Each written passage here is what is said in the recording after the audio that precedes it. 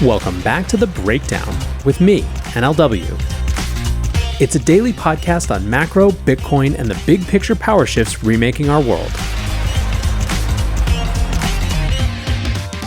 What's going on, guys? It is Thursday, June 20th, and today we are talking about a wild hacker bounty strange situation that you will not want to miss. Before we get into that, however, if you are enjoying The Breakdown, please go subscribe to it, give it a rating, give it a review, or if you want to dive deeper into the conversation, come join us on the Breakers Discord. You can find a link in the show notes or go to bit.ly/breakdownpod.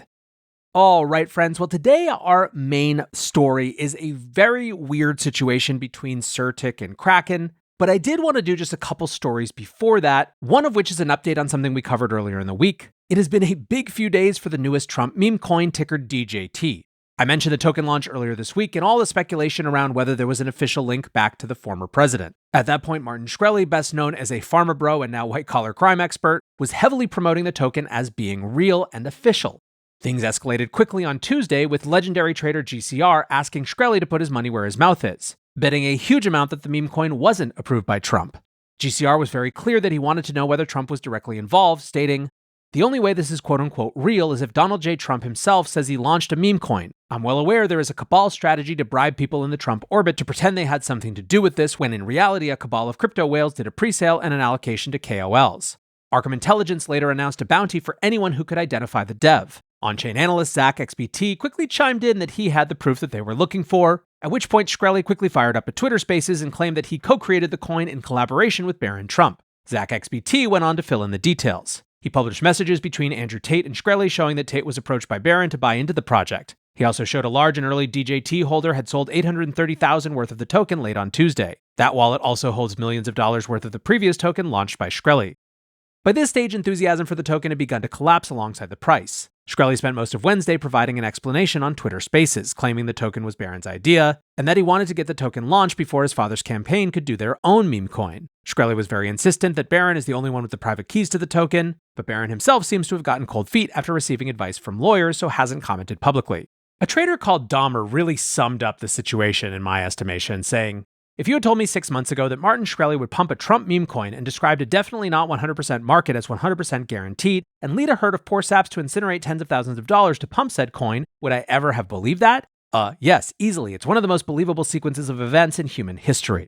While Shkreli seems to believe that there are no laws governing meme coins, saying making a meme coin there's absolutely zero legal repercussions from that, the crypto legal core seems to think that the wrath of Gary Gensler is inevitable.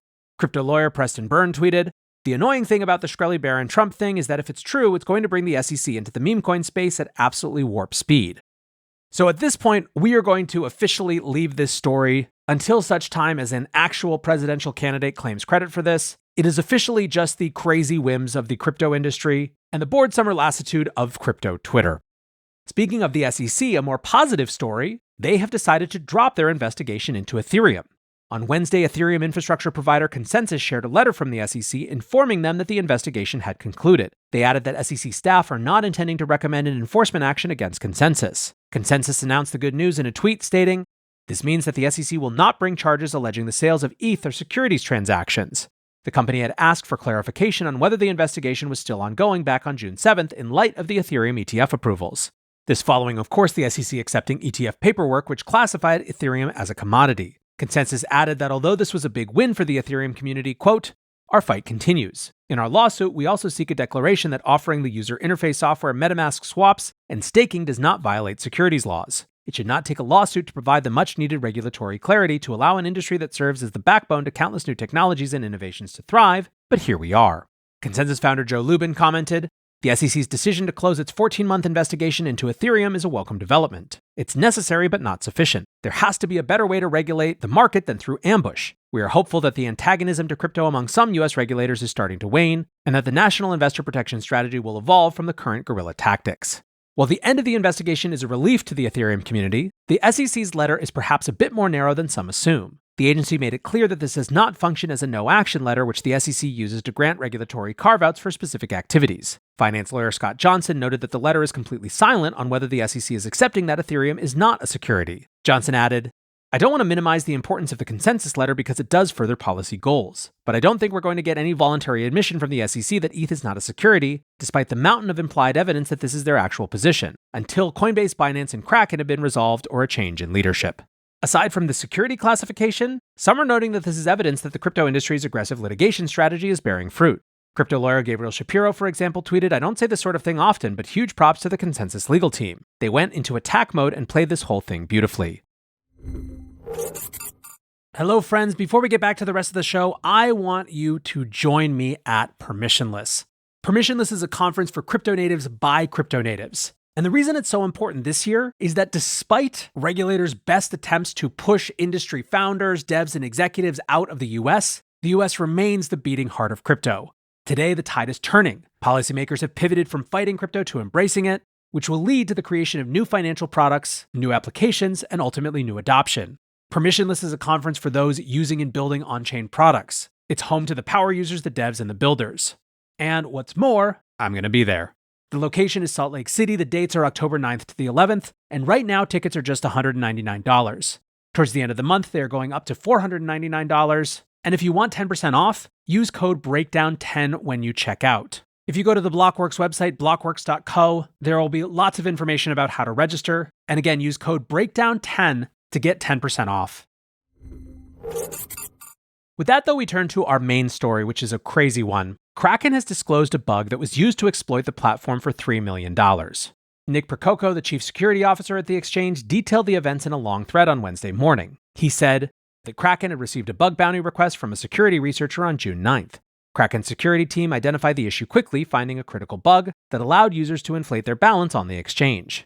Kraken had been crediting crypto deposits before they were fully cleared, allowing an attacker to withdraw a balance that would never arrive. The team mitigated the issue within an hour. They claimed the issue had been the result of a recent UX change, and during their investigation found 3 accounts that had exploited the bug. The first belonged to the security researcher who had reported the bug and demonstrated the exploit at a minimal size. The other 2 had used the bug to withdraw nearly $3 million from the platform. Percoco claims that these larger exploits were not disclosed when the bug was reported. When confronted, the security researcher allegedly refused to return the stolen funds and forced a negotiation with their business development team. Percoco said he was asked to speculate on how much monetary damage the bug could have caused, adding, "This is not white hat hacking, it is extortion." Kraken has an established bug bounty program which is much more permissive than the industry standard. Their 2 big rules are not to exploit more than is necessary to demonstrate the issue, and second, to return all funds immediately. He noted that white hat hacking is only enabled by, quote, "following the simple rules of the bug bounty program you are participating in. Ignoring those rules and extorting the company revokes your license to hack. It makes you and your company criminals." Kraken is treating this as a criminal case and has referred the matter to law enforcement. They claim that no user funds were endangered by the exploit, with the losses coming from Kraken's treasury.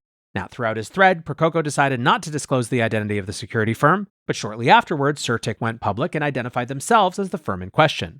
Their post spelled out the security tests they had performed and ridiculed Kraken's security, stating, "The Kraken exchange failed all these tests, indicating that Kraken's defense in-depth system is compromised on multiple fronts. Millions of dollars can be deposited to any Kraken account. A huge amount of fabricated crypto can be withdrawn from the account and converted into valid cryptos. Worse yet, no alerts were triggered during the multi-day testing period. Kraken only responded and locked the test accounts days after we officially reported the incident."